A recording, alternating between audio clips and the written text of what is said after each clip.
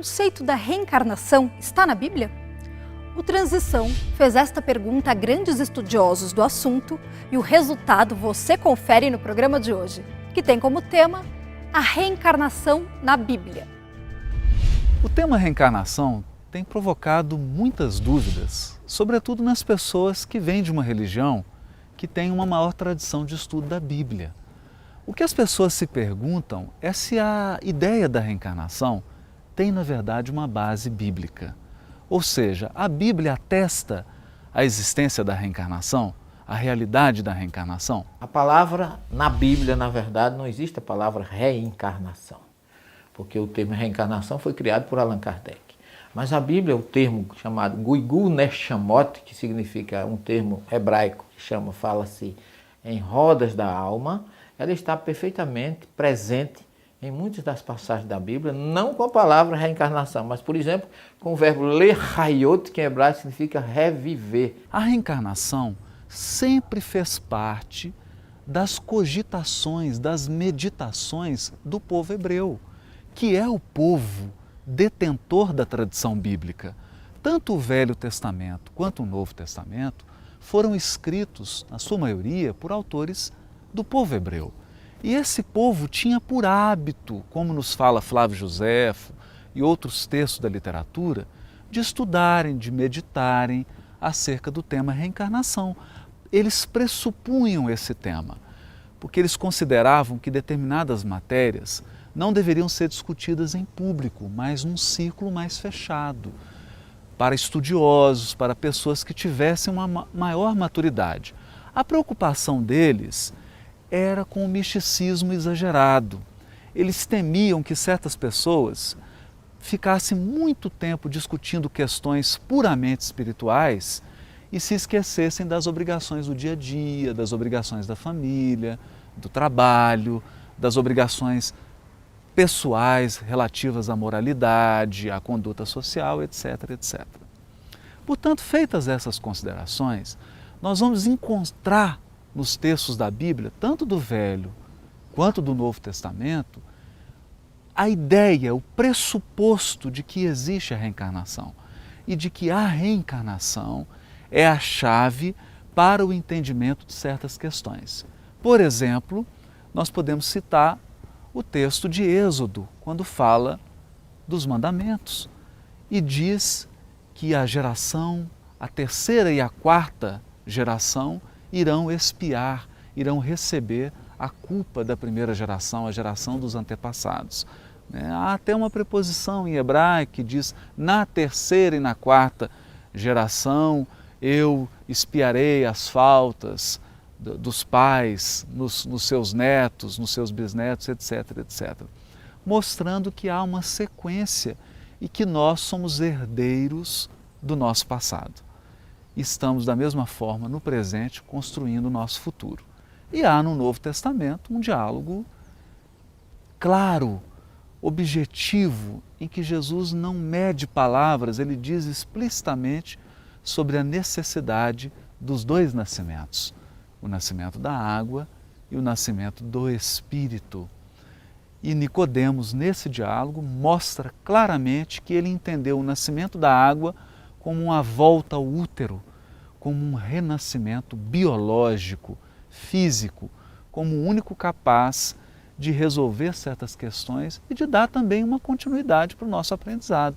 Uma vida é muito pouco, há muito que ser feito, há muito que ser aprendido e nós precisamos de mais de uma existência para realizar esse aprendizado, para resolver as nossas pendências emocionais, para continuar o que não foi possível completar numa vida. A reencarnação é, na verdade, uma prova da bondade de Deus, que está sempre renovando as oportunidades, que está sempre renovando as possibilidades. E mais do que isso, muitas vezes numa existência, nós criamos relações de ódio, de inimizade, de tristeza, de agressão, e a reencarnação vem como uma possibilidade de reconciliação. Como diz Jesus no Sermão do Monte: reconcilia-te com o teu adversário enquanto estás a caminho com ele. É claro porque aqui também nós vamos colhendo o que nós semeamos. A lei de causa e efeito. Nós vamos colhendo o que nós semeamos. Essa lei, vamos dizer, é divina, mas quem a manipula somos nós mesmos. Nós é que semeamos e nós é que colhemos. A reencarnação, então, é essa jornada em que nós encontramos desafetos do passado, encontramos afetos também do passado, na tentativa de reconciliar, de construir novamente a história, de recontar a história da nossa vida. É uma possibilidade que o Criador nos dá e isso tudo está pressuposto na Bíblia, não há razão nenhuma para que a gente não leia a Bíblia sobre esse enfoque. E no fundo, tudo é uma questão de leitura. Se nós estamos com um olhar educado, se nós estamos procurando, nós iremos encontrar, porque aquele que procura, encontra. Aquele que bate, a porta se abre. Se o nosso olhar está fechado para essas questões, se nós estamos com a mente fechada, com uma mente fundamentalista, dificilmente nós encontraremos nesses textos bíblicos alguma referência à reencarnação e a outros temas. Mas se o nosso coração, se a nossa mente está aberta para captar essas realidades, é como se o texto se abrisse. É como um frasco de perfume que você tira a tampa e começa a sentir a fragrância. Então, o conselho é: abra sua mente, abra o seu coração. As leis da natureza, elas se revelam aos poucos e a nossa leitura da Bíblia, ela vai se ampliando e se aperfeiçoando. A gente não lê a Bíblia como as pessoas liam há 3.000 anos atrás e nós não leremos a Bíblia daqui 1.000 anos como nós lemos hoje. Porque nós crescemos e a nossa interpretação cresce com a leitura da Bíblia. Então o conselho é: leia de maneira tranquila, aberta, inspirada e essa compreensão virá naturalmente. Agora o Transição dá uma paradinha para o intervalo e já volta.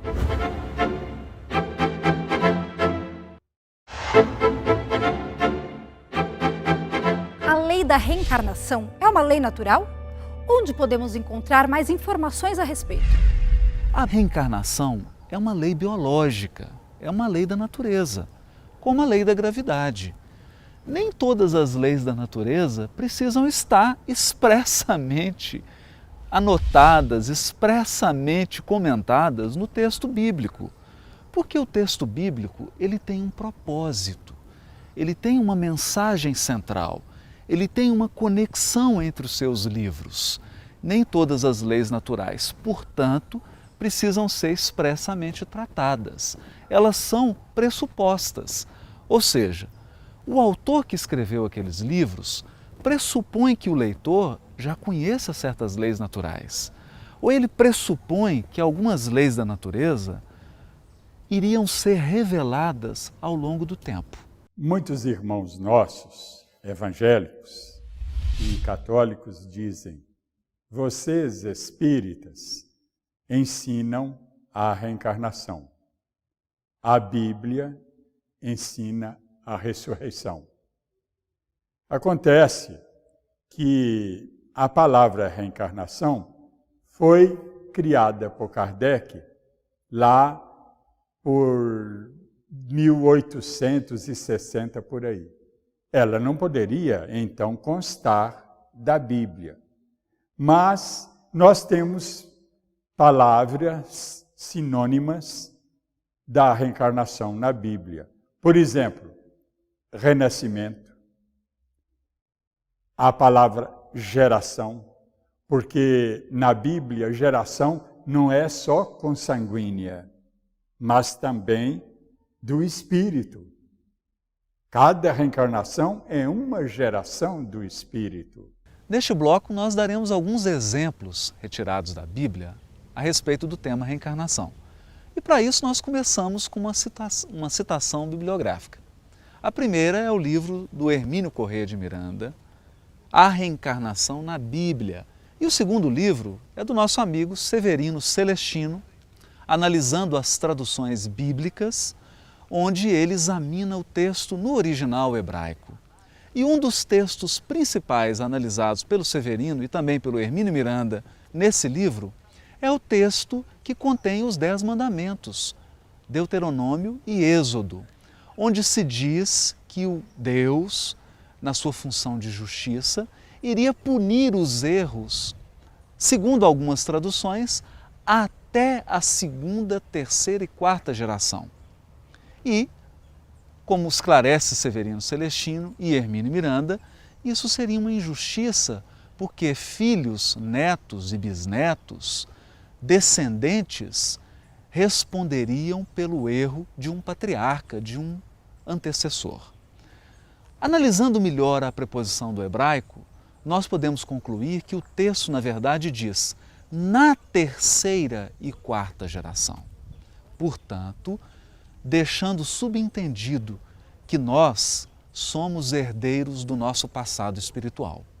Muitas vezes cometemos um erro numa existência e numa 3ª e 4ª geração na mesma família, nós mesmos, reencarnados, recebemos o patrimônio de equívocos ou de acertos do nosso passado espiritual. Outro texto também que merece um destaque é o do capítulo 3 do Evangelho de João, no qual Jesus conversa com Nicodemos. Ora, Nicodemos era um doutor do Sinédrio, um homem de posição no Estado de Israel da época e um profundo conhecedor da Bíblia, porque senão não ocuparia o Tribunal Supremo do povo hebreu. Ele então procura Jesus, trazendo as suas dúvidas, e o Mestre diz claramente a ele que não poderá ver o reino dos céus aquele que não nascer de novo, que não nascer novamente.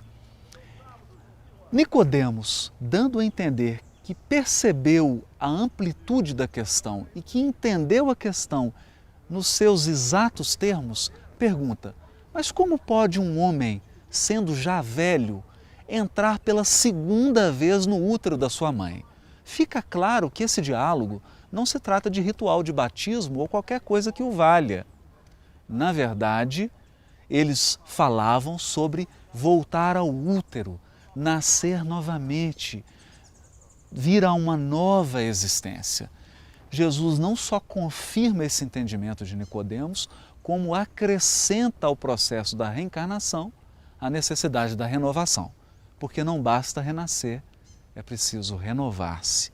E a renovação íntima é a grande mensagem, a mensagem central do Evangelho. A Bíblia possui em toda a sua extensão, tanto na primeira revelação, o Velho Testamento, como no Novo, passagens que ratificam claramente, e eu colocaria aqui uma de Jesus muito marcante, que está lá no capítulo 11 do Evangelho de Mateus, versículo 10 a 14, quando ele, referindo-se a João Batista, ele diz que dentre os filhos de mulher ninguém é maior do que João, mas que João era mais que um mensageiro, mais que um profeta.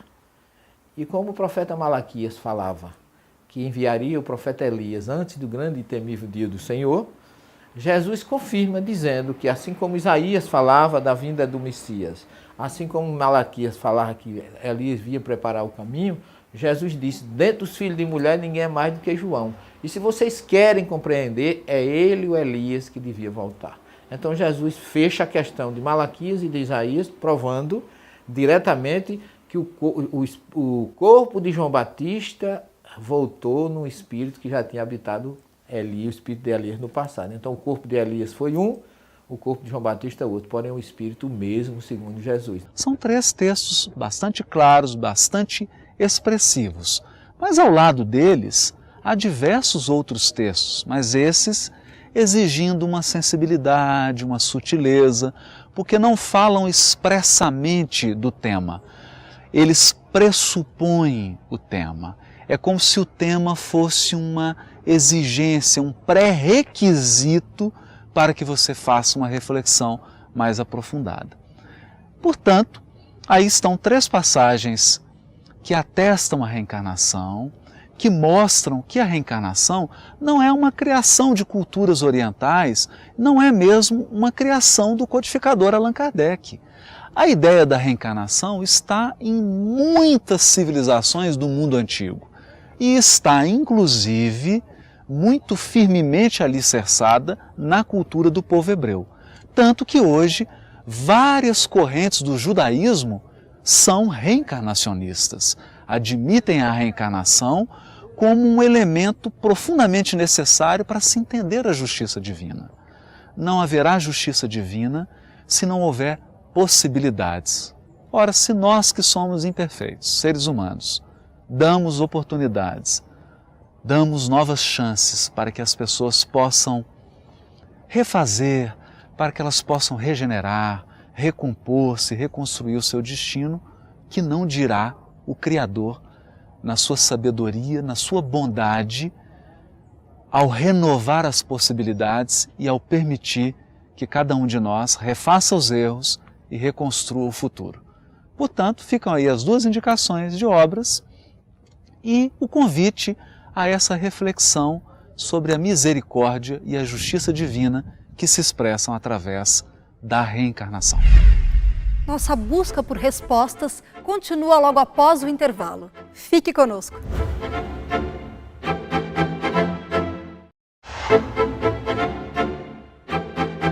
O Transição continua com o tema de hoje e pergunta: se a reencarnação está na Bíblia, não há conflito entre o Espiritismo e o Cristianismo?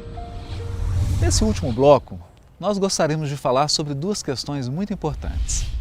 A primeira delas é a ideia de que algumas pessoas, de que o Espiritismo não é uma religião cristã. Pelo contrário, o Espiritismo está todo apontado para a figura de Jesus. Toda a sua base moral, toda a sua base de conduta é retirada do exemplo incomparável do Mestre. E no primeiro livro da Codificação Espírita, já na questão 625, fica muito claro que Jesus é o nosso guia e modelo. Ele é o nosso grande condutor, é aquele que inspira, que educa o nosso espírito. Portanto, não há razão para acreditar-se que o Espiritismo não tenha uma base, não tenha uma afeição pelo estudo bíblico, não tenha uma necessidade de se estudar a Bíblia. Não, não.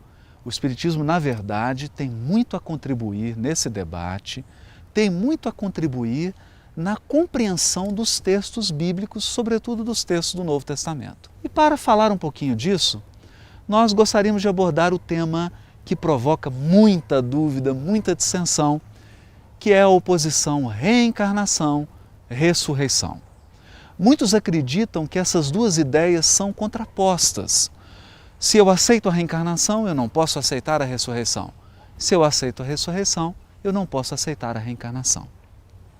Mas estudando o Espiritismo com maior profundidade, nós percebemos que há um fator complementar entre essas duas ideias. Então, a ideia de ressurreição, ela aparece na Bíblia com a ressurreição do corpo de Jesus, que a Igreja Católica nos explica como a partir do desaparecimento do corpo de Jesus, em que alguns indivíduos que tinham a capacidade mediúnica aguçada viram Jesus em um determinado momento, o que eles figuram como indo para o céu. Então, associado a isso, o corpo de Jesus desaparecendo, a ideia de ressurreição ficou marcante no inconsciente coletivo e trazido pela Igreja Católica. Mas a ciência, com seus avanços e fundamentalmente com o desenvolvimento do século XVII, da Revolução Científica do século XVII, prova-nos que as nossas células corporais, elas, uma vez mortas, essa estrutura vai retornar para da onde veio, né? Do pó foste produzido, do pó voltaremos. Então, essa ideia, ela se opõe à ideia reencarnacionista. O que aconteceu com o corpo dele? Não se sabe. Há conjecturas, há hipóteses, mas o próprio Evangelho fala que o corpo dele, alguns lá estavam dizendo que o corpo dele foi roubado e tal. Ninguém sabe o que aconteceu. Na verdade, a ressurreição é o coroamento da reencarnação? Vamos examinar um pouquinho mais isso de perto. A palavra ressurreição, sem entrar nos detalhes, sem ficar citando termos em hebraico e em grego, ela decorre de uma expressão idiomática do hebraico.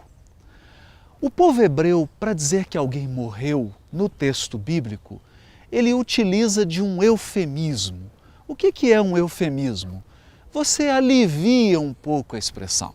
Então dizia-se assim, quando alguém morria, que ele deitou-se com os seus pais. E isso refletia até mesmo uma prática nas famílias dos patriarcas. Eles tinham um túmulo e à medida que as pessoas iam morrendo, iam sendo enterradas naquele mesmo lugar. Então, geralmente, a pessoa era enterrada no túmulo dos seus ancestrais. E dizia-se numa expressão idiomática que a pessoa deitou-se com os seus pais, deitou-se com os seus ancestrais. Pois bem, para expressar a ideia de que a morte não era o fim, a ideia de que Deus, sendo um ser espiritual, Ele também criou uma realidade espiritual, e se Ele criou essa realidade espiritual, Ele nos presenteia com essa possibilidade de uma vida espiritual, as pessoas costumavam dizer que depois que você se deitou, você se levanta. Então, o levantar-se, em hebraico, é a ressurreição. Ressurgir ou levantar-se, ou seja, superar a morte. Pois bem, o que diz o tema reencarnação? Diz que o Criador renova as possibilidades, renova as oportunidades de continuar aquilo que nós não terminamos, de resolver aquilo que ficou mal resolvido, de reconciliar os laços que foram rompidos por agressões mútuas. Nós somos espíritos em evolução e a reencarnação tem por objetivo nos dar oportunidade de nós continuarmos crescendo, evoluindo. Como disse Jesus, sede perfeitos como é perfeito o vosso Pai Celestial. É claro que isso aí é uma força de expressão de Jesus, porque nós nunca vamos ser perfeitos como o Pai é perfeito, porque o Pai tem uma perfeição infinita, mas humanamente falando, nós podemos chegar perto dele, perto pelo menos da semelhança da perfeição de Deus. Portanto, a reencarnação diz respeito ao processo que nos leva ao aperfeiçoamento moral, ao aperfeiçoamento espiritual. Pois bem, quando nós cumprimos esse processo, quando nós chegamos ao cabo desse processo de aperfeiçoamento, o que ocorre? Ocorre a ressurreição. A ressurreição é o coroamento do processo reencarnatório. Quando o espírito chega ao máximo grau de aperfeiçoamento que a vida na carne proporciona, ele então se torna, como diz a questão 262 do Livro dos Espíritos, um espírito puro, um espírito bem-aventurado, ou seja, alguém que vai experimentar a ressurreição, a redenção espiritual. Aquele estágio de aperfeiçoamento em que você não necessitará mais reencarnar para o aprendizado. Poderá sim nascer em missão para ajudar alguém, mas não mais como uma necessidade de aperfeiçoamento espiritual. Ora, isso está dito de maneira muito sutil no capítulo 3 do Evangelho de João, quando Jesus diz a Nicodemos, para ver o reino de Deus é necessário nascer de novo, reencarnar. Para ver, para entrar no reino de Deus é necessário nascer de novo da água, mas nascer do Espírito, que é o processo de renovação íntima. Ou seja, a reencarnação nos dá a possibilidade de entender, de visualizar, mas a entrada definitiva no reino espiritual, na felicidade que nos aguarda, essa somente se dá através de um processo intenso de renovação espiritual. E esse processo de renovação espiritual está resumido no termo ressurreição. Portanto, o final do processo reencarnatório é a ressurreição. Não se tratam de termos contrapostos, é a mesma ideia. A diferença é apenas de grau. É uma diferença de tempo, de processo. Com isso, nós podemos unir duas grandes ideias, a ideia da reencarnação e a ideia da ressurreição, sem precisar opô-las, sem precisar negar uma lei biológica, uma lei da natureza, que é a reencarnação, para entender esse tema bíblico da ressurreição. Se você quiser aprofundar mais sobre esse assunto, acesse www.portalser.org, ouça os nossos podcasts, que lá, aos poucos, nós abordamos um pouco dessas ideias que estão no Velho Testamento e no Novo Testamento, convidando as pessoas a refletirem sobre a linha central da Bíblia. Qual o tema central da Bíblia? É a renovação, é a união da criatura com o Criador. O dia em que nós restabelecermos os nossos laços com o nosso Pai Criador, quando nós envolvermos todas as criaturas num amor incondicional, nós atingiremos a redenção espiritual, atingiremos a ressurreição. O programa de hoje fica por aqui, mas não esqueça, o estudo continua em nosso site www.transição.tv. Acesse centenas de programas e conteúdos espíritas de qualidade. Tchau!